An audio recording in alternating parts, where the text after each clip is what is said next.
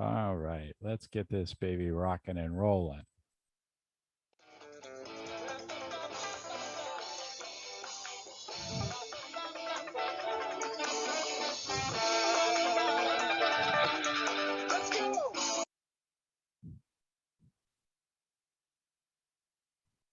I knew that was going to happen. I'm going to start it all over again. Okay, you can fix it.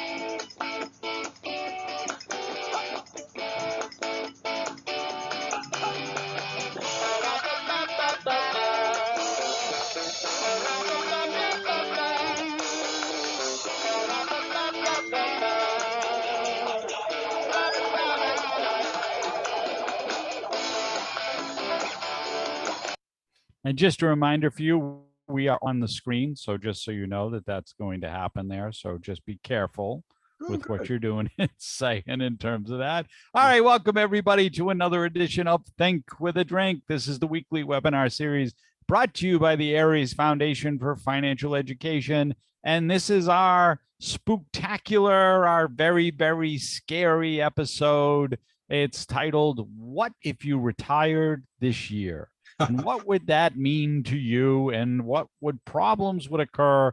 And some of the things that you can think about doing that you fortunately, hopefully didn't retire this year, and what you can do to prepare for that down the road. If I could do that evil laugh, I would. Yeah. That's the very scary thing. All right. So just know real quick with the little housekeeping here, we are recording this.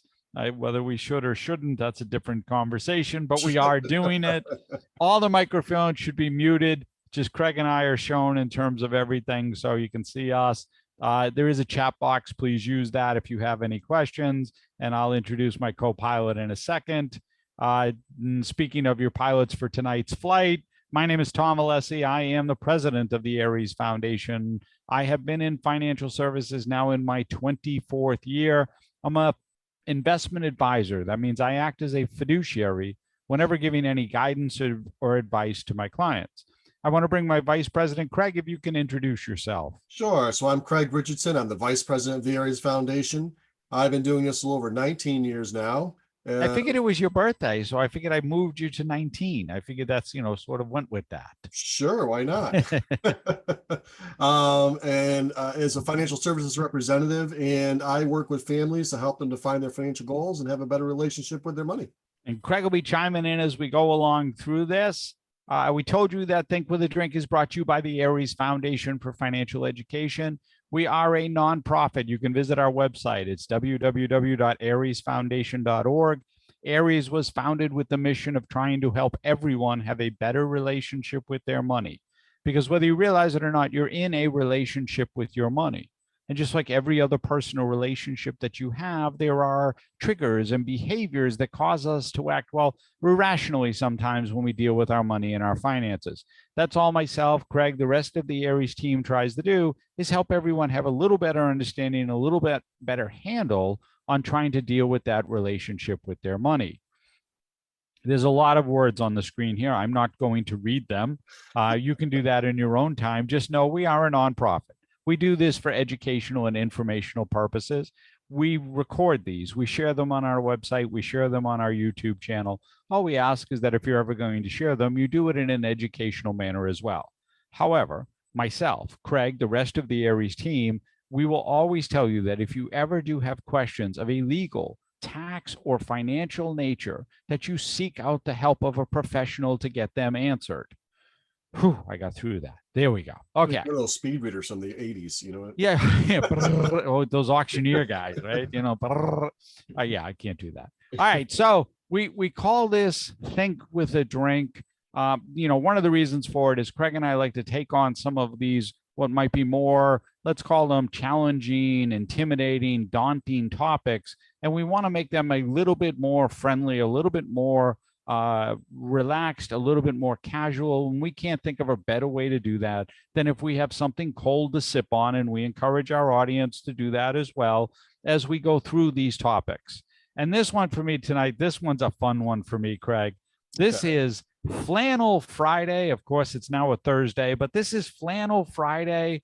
This Ah, is this is from our friends at Harpoon Brewery in mhm. Boston. This I have to tell you, this is one of my all-time favorite beers. It's a hoppy amber. It's got great malt, great texture, wonderful color. The problem is they're out now, right? So it's gone, right? If you see it or find it in a store, I suggest you buy it because they're shipping winter already. So the Flannel Friday is gone. I had to go to 4 different stores just to get the beer for this, and I'm Wow. stocking up now. Anytime I stop in someplace, if they haven't, I'm just buying it and putting it in the basement. I'm like stocking now because it's gone. It's off the shelves. So What are you drinking? you think a flannel beer would be a winter beer? Well, it's a fall beer. That's the whole Uh, thing. It's made for the fall. I have to tell you, my stomach was not up to drinking this evening. So I am drinking a vitamin water, zero sugar. Vitamin water, zero sugar. See, now there's the whole thing. We all we said was something cold to sip on. It That's it. doesn't have to be alcoholic. That's not the point of think with a drink. It can be whatever is refreshing for you. And at this point for Craig, that's a vitamin water, I guess. It's the In vitamin my water. case, it's Flannel Friday because look at this thing. You can't really see it. It's awesome. Skull. It's cool.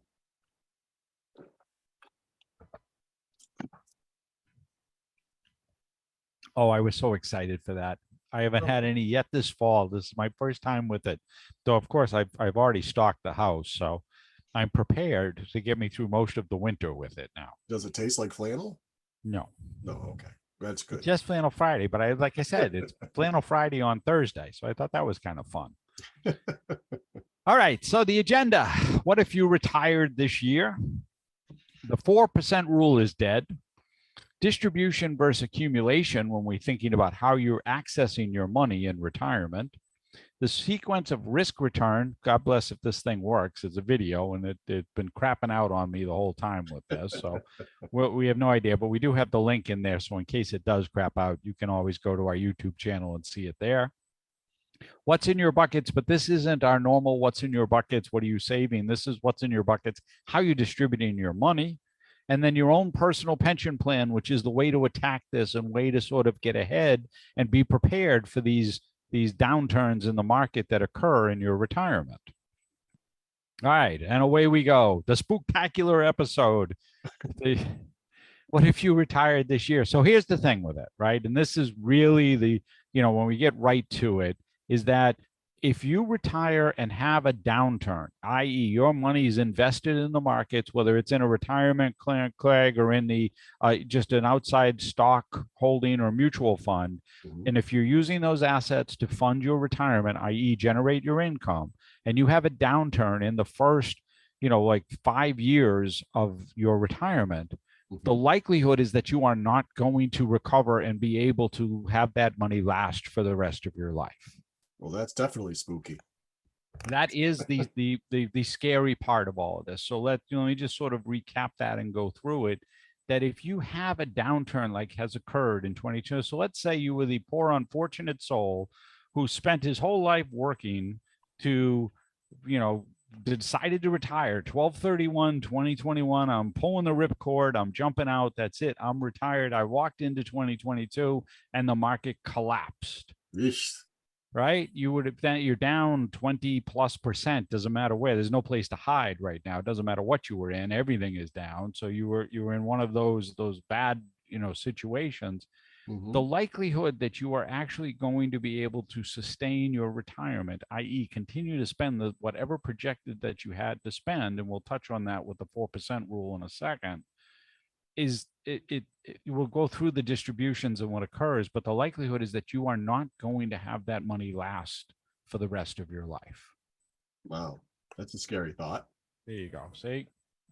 And the issue too is a lot of people in the last couple of years are looking to retire early. A lot of people are looking to get out. Now that's even worse, right? Because now we're talking about taking that number, and what used to be, say, 20 years in retirement now is 25 or 30 years in retirement. If you're talking about retirement, like you said, it's 60 or 62 type of thing. Right. All right. So the 4% rule is dead. Ding dong. The rule is dead. The rule is dead, right?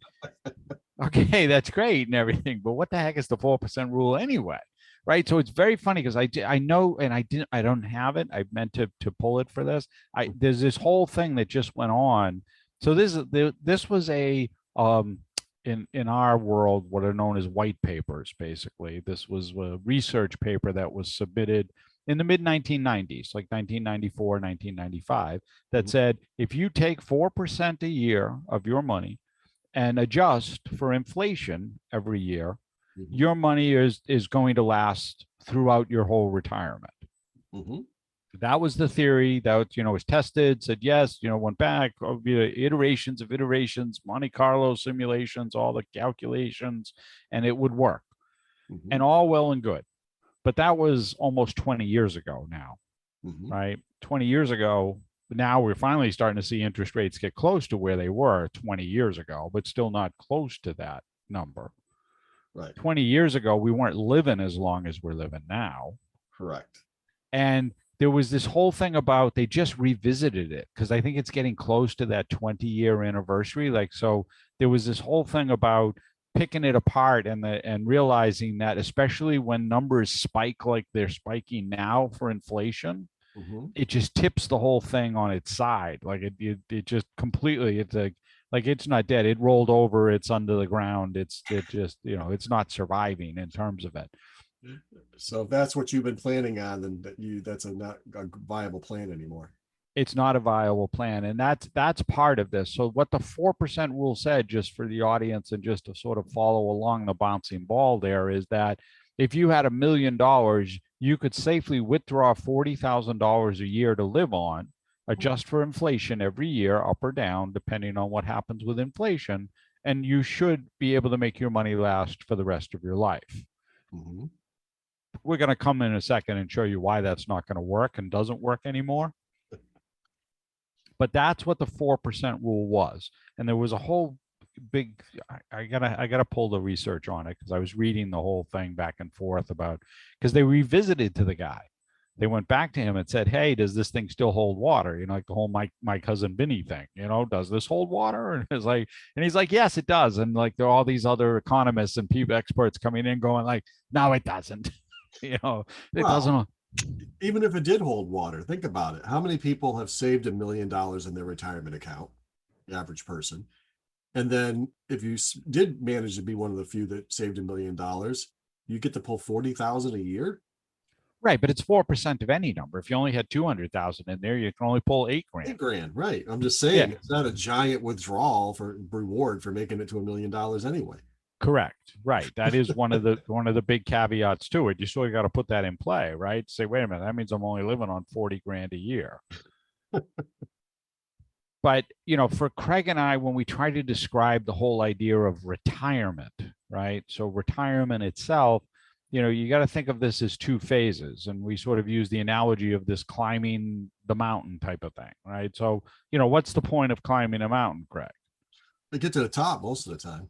Right, to get to the top. You would think that's the answer. I'm trying to get to the top, but reality says no, right? You're not going to stay at the top, right? Unless you built your house there and that's where you're living for the rest of your life. What you're going to try to do is come back down safely, get back down to base camp once you made it to the top. And so that's sort of thinking of your retirement, though that climb up the mountain is your working years, your accumulating phase. You're putting all your money in, you're saving, you're building up that nest egg, whatever it is. I used to live Now, at the top of a mountain. see, there you go. You used to live there, but now you don't. So you weren't going to stay there. Now we're back down. Now we got to come back down. And that's the part for retirement, for retirees, that trips up a lot because they sort of continue to sort of live the same way and do the same things they were doing when they were piling money in that accumulation phase that you can't do when you're in the distribution or you're way back down the mountain. Mm-hmm. And you've got to be prepared to do that. That's really what retirement is about. So the biggest risk is sequence of returns risk. And that's what we're talking about right now. That's what this whole thing has been, sort of generating and talking about for us here, is that you walked into 2022 and hello, you had projected, Craig, whatever they do, right? The tools and the calculators will say, you're going to get 6% a year or 7% a year or 8% a year, whatever, in terms of the numbers, right? Well, even crazier. So all the stock market on average is, over the last 30 years, 14%, right? Yeah, or 12 or something along Oh, those right, yeah. lines. Yeah, and so the tools and the calculators will plug in those numbers like that's what's going to happen every year. Mm-hmm. But reality is that's not how it works. The market goes up, the market goes down. And so what happens is, like I said, if you walked into the year when the market was down or down in the first 2, 3, or even twice in 5 years is really devastating, then you're really doomed for your existence in terms of it. That's where the problem is, because everything that we've seen, everything the industry puts out, all the tools, all the calculators use that static number, whether it's 6 or 5 or 8 or whatever, like Craig said, 14. It doesn't matter what it is because it's not reality, because that's not what's happening. On when you're accumulating, sure, you can put that in because you're not taking the money out. Right. That's all going up. Fine, great. You can keep telling me it's 8 or 10 or 12 or whatever, because I'm putting in every year. I don't care when I have a down market like this. I'm just putting in. It's buying on the way down, it's buying on the way back up. Great. I'm going to make out in the end because I'm just accumulating. Mm-hmm. When I go to distribute, though, I've got to take this into consideration. And that's what gets overlooked. This sequence of risk thing. Right. So basically it's saying that if the market's down right now, not only am I down, say, 10% or 20%, I had to pull money out. So now I'm actually less 25 or 30%. Correct. Whatever you distributed. Yeah. Or if it's at 4% rule, next additional 4% amount. Right. So you'd be down, and if it goes along, let's say you were down, the market ended up down 15 for the year type of thing. You'd be down 19%. Right. Now you're down, now your account's off 19%. Now I got to take 4% again next year. If I'm Right. adjusting for inflation, maybe it's a little bit higher I got to take, but it's not, right? So if I was building that out, let's go back to the $1 million. Let's say it's $1 million and I was taking my 40 grand. Mm-hmm. Well, I don't have $1 million in there anymore. Nope. Right? Now I got like 860 or 760 in there now. Yep. So I got 760 in there now. Now how much do I have to take off of 760 to get me to my 40 grand? Oh, a lot more than 4%. Right. Now you're talking like 6%. Now you're talking like 6%. So suddenly now I got to take 6% out in that year. And what happens if I have a second downturn or I don't come back up 6%? I only bounce back, 5. Well, if you're down 15% or 20%, in order to get back to even, you got to come back up 40%. Got to come back up 40. And that's if you don't touch it. Now I'm taking money out. Yeah. Now they got to come up 50%. Now my drag just gets even more. And that's really where it comes in here. And so, what Craig and I try to do is try to explain, and this chart gets a little bit confusing for folks. And, we're trying not to get too heady with you in this. I think that, that's a good term there with a beer, right? It's a head, so get a little too heady there. But so what this talks about is withdrawal rates, not income, not rate of return, withdrawal rate. How much are you pulling off of your money? So we talked about the 4% rule. And if you look at that, that's the red line, right? And so that shows you that red line for 25 years, if you're just taking 4% out, you've got a 92, 93, I think it is. It's like 92.7, something like that. We'll round it up. We'll call it 93. You got a 93% chance of success. Yay. That's great. 93%.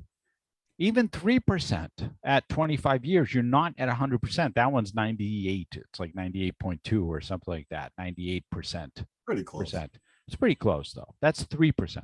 $1 million, that's 30 grand. If you go to 5%, look at where 5% gets you. Wow, what a drop, huh? 5% gets you to 73, 74% success rate. 74% success rate there. Yeesh. How'd you like to get on that flight going to LA? Oh yeah, we got a 74% chance. This is, The land. wing 'em and sling 'em airways. So the That's not reality fair. here is that, as Craig was mentioning earlier, right? The whole point of the 4% rule, and most of it was based on the whole 20-year thing. Like you're gonna, average life expectancy was early 80s back then, and you were gonna retire at 65. Nowadays, like Craig was talking about, people are trying to retire earlier, and we're living longer. Average life expectancy for a male now is 85, female is 87. Yep. That's which means the other half of the coin is you could wind up living into your 90s, and you're talking into that 25 to 30-year spectrum for retirement. Mm-hmm. So you just got to be aware of these numbers. That's the whole scary reality here. This is a very scary episode. We tried to say that. We warned you. We should have put what's that disclaimer, right? Not for the faint of heart, or sign whatever that is. Weak hearts and pregnant women should be careful. Yeah. Or the thing not rated for teens or whatever. All right, I'm going to try to do this. I never know if it's going to work, right? So we're going to play this video and see if this video plays and if you can hear it. Let me know, Craig. All right, I'll let you know if I can. Timing is everything. Markets have gone up and down for as long as we can remember. And when you are saving for retirement, market corrections, while at times worrisome, may not be as consequential. Why? Because you have time on your side for the markets to recover before you will need to rely on your nest egg. However, when you are taking income from those retirement accounts, market corrections can have a significant impact on the long-term ability of those same assets to generate income for as long as you live. And if those market corrections take place early in retirement, the risk of outliving your savings can be magnified. We call this risk, sequence of returns risk, or sequence risk. Once upon a time, there existed two siblings, older brother Bill and little sister Jill. Bill did well saving for retirement, and when he reached retirement age in 1996, he'd accumulated $1 million in total retirement assets. Bill followed a broad market index fund, and upon retirement withdrew only what he needed each year, around 4%. Jill is 3 years younger than her brother Bill, and she followed Bill's footsteps when it came to her investment strategies. She also amassed $1 million in total retirement assets by following the broad market index fund and withdrew 4%. The only difference? Jill retired in 1999, 3 years later than her brother. Let's get back to Bill. He started withdrawing $40,000 a year, adjusted 3% per year for inflation. By the end of 2018, his withdrawals totaled just over $1,200,000, and his residual account value increased to just under $1,700,000. Bill's looking good, but how's his younger sister Jill? Jill retired in 1999, but she continued to follow in Bill's footsteps by withdrawing $40,000 a year, adjusted 3% per year for inflation. By the end of 2018, her total withdrawals totaled just over $1 million, but her total account value was just over $170,000. Jill has $1,500,000 less than her brother Bill. What happened? Bill retired in 1996 and experienced 4 years of positive returns before weathering two bear markets from 2000 to 2002 and 2008 to 2009. Bill simply had more time for his savings to grow before the negative returns hit. Jill, however, retired in 1999 and only had 1 year of positive returns before the first bear market. Jill fell victim to sequence risk. The only thing Jill did differently was retire 3 years later, giving her a different sequence of market returns. Sequence of return risk can significantly impact the ability of your retirement nest egg to provide income for as long as you live. But there are strategies that you can use to help minimize the potential impact that sequence of returns can have on your retirement. And And that's what we're sort of talking Timing about. is everything. You're starting Oh, again. that I started it again. I couldn't get it to play. Now I can't get it to stop. Yeah. So See, timing is everything. timing is everything. So, that's the whole nutshell right there, right? There's nothing different between the two siblings there, except for one happened to retire. But like that person would have retired either in 2020 or 2021 and walked right into a downturn. And the minute you walk into that downturn very early on, a lot of times there's just no recovery. You have to alter or change everything that you're doing. You can't continue to try to take and maintain the same lifestyle or the same distribution amount because you just won't work. Yeah, or you have to take more risk than you're Right. And then you're just adding fuel to the fire at that point, So what should you consider to be prepared? Right. So we talked about this, like, Craig and I always use the visual as far as buckets. Like, what's the buckets? You usually use this for income. This is more about generating that income instead of savings. This is about generating income. So we always subscribe to having multiple buckets that you're tapping into. So you have your tax deferred bucket. Those would be your retirement accounts, Greg, right? Your IRA, your 401k, your 403b, whatever it is, it's tax deferred. Right. You have your after tax bucket. That's usually, for most people, that's either a stock account, mutual funds. Some cases it's a Roth. There's no tax involved in that with the Roth, but it is after tax money that's in there, right? As far as that's concerned. And then you have a guaranteed bucket. And this is, I think, Craig, the biggest thing that gets overlooked for most people, that guaranteed bucket. What does most people have access to is Social Security. Right. That's their guaranteed fixed income amount that's coming in when they hit the golden year of 65 or thereabouts. Correct. And that's the bucket that says, okay, this money's coming in. And here's the thing that our industry really has, sort of, I don't want to say it's misguided or misstep with it, but retirement is all about cash flow. Cash flow equals certainty, and certainty takes the pressure off of money. And so that's the thing that guarantee that Social Security creates that certainty. I know this money's coming in. And that's really what the focus needs to be for most retirees is, how much can I get into that bucket so that I know I have all of these expenses covered? I don't have to worry if the market goes down or if there's some tragedy that occurs or some drop that occurs, because I know I've got my fixed expenses, my must pay stuff covered. Absolutely. So how do you do that? You try to create your own Now, pension plans are a great thing. The problem is the pension plans don't really exist anymore. There aren't too many companies out there with pension plans, certainly not in the Fortune 100 anymore. Pretty much the only place, Craig, nowadays is usually like state government workers, municipalities, those type of things, right? Yep, that's correct. I mean, there are still some out there, but no one's, starting new ones. Let's put it that way. Right. That's one of those. So, the idea with the pension was, I'm going to set this pension up and we're going to pay you because most workers were staying at their employer for their lifetime. We're going to reward you for that. And we're going to give you this money at the end of the rainbow, along with the gold watch and the lawn chair. You're going to have this fixed income for the rest of your life. There you go.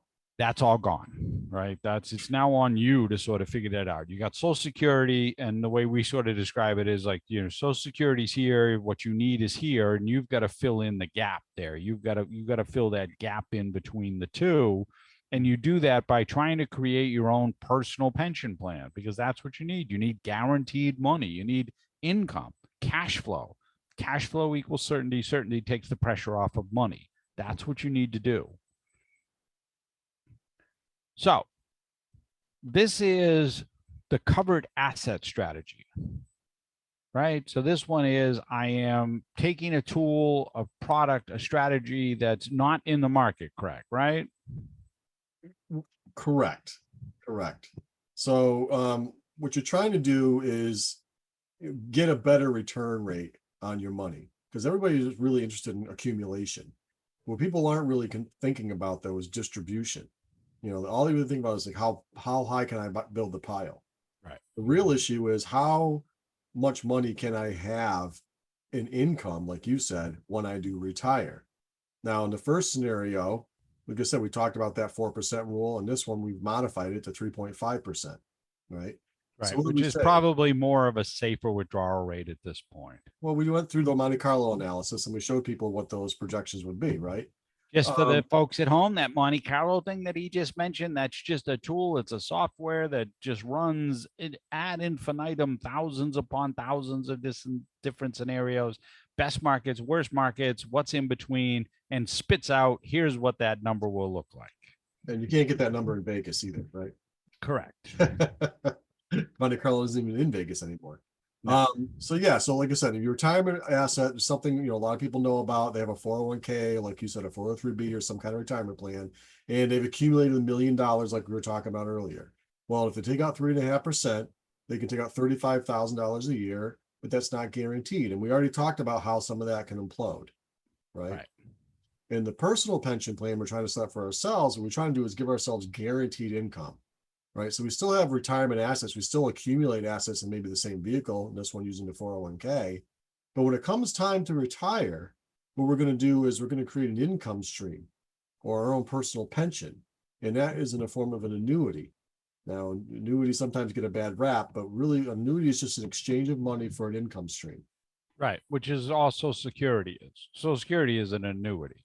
It's the same concept, right? It's just you're getting paid. You were paying into the system for 40 plus years or whatever number of years you worked. You have to work at least 10 years to get qualified, but you paid into the system. Now the system's paying you out on the backside. It's an annuity. That's how it works.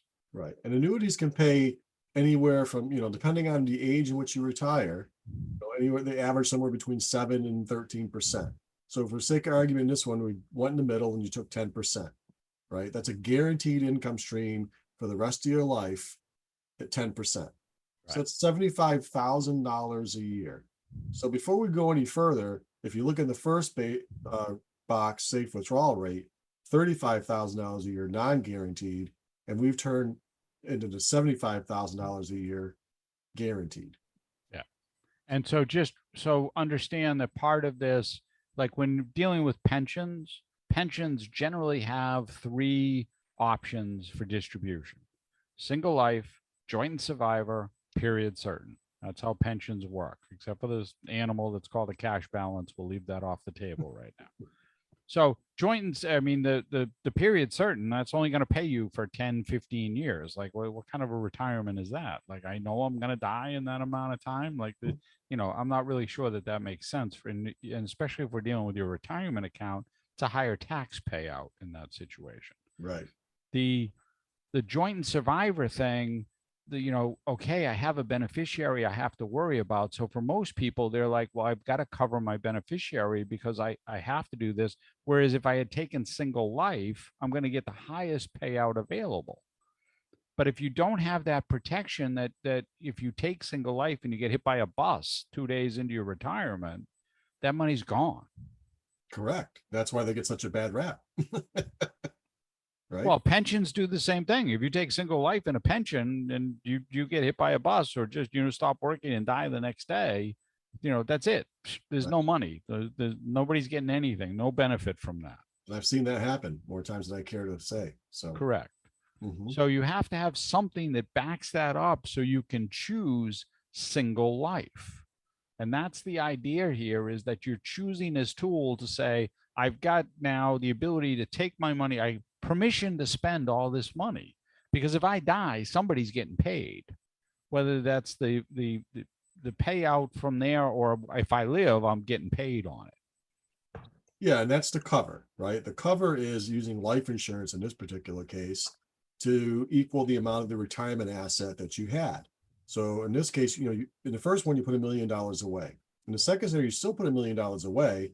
The 750,000 of it went into your 401k, and 250,000 of it went into your permanent life insurance policy, which bought you a $750,000 death benefit. So if now you die, your spouse or whoever your beneficiary is inherits the $750,000, which is tax-free, by the way. and then they can pick up where. Or they can do whatever they want with the money. It's pretty much $750,000 tax free. They can do whatever they want with it. But there's the whole thing. You live, then it's paying you for, you're getting this money, this 75,000, as Craig explained in his example here, for the rest of your life. Mhm. If you die, well, then your beneficiaries are getting 750,000 tax free that they can do whatever they want with. They want to create their own income stream. They want to go and be Jimmy Buffett and live down in the Keys. They can do that. They can do whatever they want. But you gained all of this flexibility from it and more money, more cash flow. That's the certainty. Again, retirement is all about cash flow. It's going to keep hammering that home for everybody. Now, the other version of this is for those people who would rather be in the situation like you are for this year, right? So let's say you had retired in 2020. 2021 was great. Market went up. You did well. You took your money out and you didn't even feel it. Your account probably went up, right? Even if you were taking like 5 or 6%, you still made money. You thought, this a retirement thing, this is great. But now all of a sudden, here we are and the market's collapsing. You're taking your money because you need to live on it. But what you would do for next year is you would not touch your account. You need another account that you can tap into, again, those buckets that we're talking about, so that you can offset. You can let your accounts heal, grow, come back, where you're not trying to take distributions from them when you're down like we are now, 20+% in the next year. And if you can offset that, every time it happens, you are going to breeze through it. Like the video showed you, if you have up years in the first 4 or 5 years, well, you're going to breeze anyway. You don't have to worry about it. It's only when it happens in those first couple of years, that's where you really need it. Right. And you don't know when those couple of years are going to be. Correct. Or how big they're going to be. And what I find too is sometimes it's not an all or nothing scenario. So I either use all covered asset strategy or all buffer strategy. Sometimes it's a combination. But the big part is putting those cornerstones in place now so that you have those options when retirement comes. So you can decide at that point, which strategy do I want to use? Right. And how are you going to do it, and how are you going to be better prepared for it? And that's the whole concept here for every retiree, is making sure, or somebody who's, certainly within 5 years, but, stretching all the way out 10, 15 years, you need to be looking at this. You need to be thinking about it, because as we showed you, as the video showed, and as we talked about, nobody knows. You don't know if you're going to walk in and all of a sudden that spinning wheel of luck is going to turn up and go double zeros on you, and that's it, So this just talks about what it looks like, and this is just a comparison. So that's what, I don't know what you call it. You call that salmon, pink? What do you call that color? I don't know. You know the colors better than I do. Yeah, so I'm going to say it's salmon. Right? We're going to call it salmon. It's some kind of pink there. That's just, hey, look, I just doing what I'm doing. I'm accumulating. Like Craig said, I built this large pile of money and I'm just withdrawing it.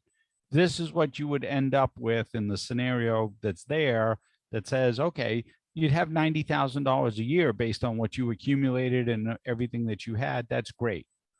And there's nothing wrong with that. However, as Craig pointed out, using one or other of those other strategies, you're creating your own personal pension plan, you can actually bring that number up into almost 50% more income. And some of that, or almost all of it in some cases, is all guaranteed. Again, that's cash flow. Cash flow equals certainty. Certainty takes the pressure off the rest of your money. So that's 50% more income, guaranteed, that you don't have to worry about what happens in the market. You don't have to worry about what the Fed is doing, and the fact that they raised it 3/4 of a point again yesterday, and they're not giving any indication that they're going to stop. Don't listen to any of that. They're full on, full bore. Here we go.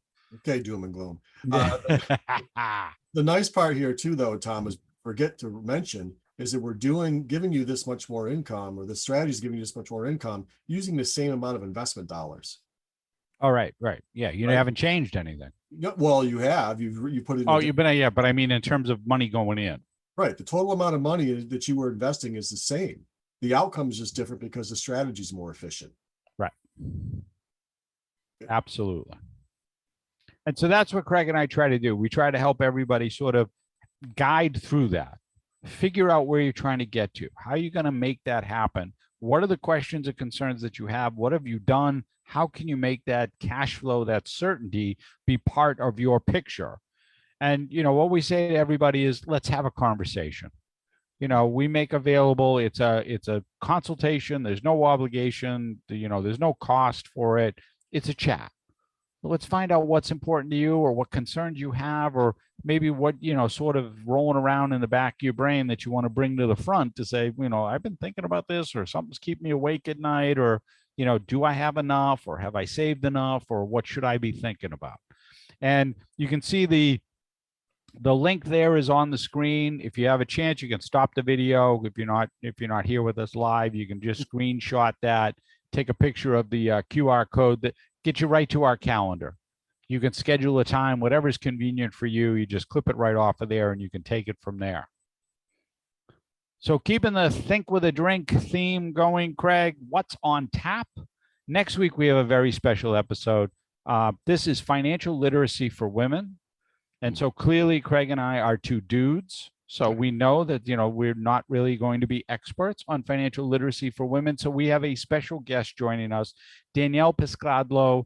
She is the executive director of the organization. It's called Women's Money Matters.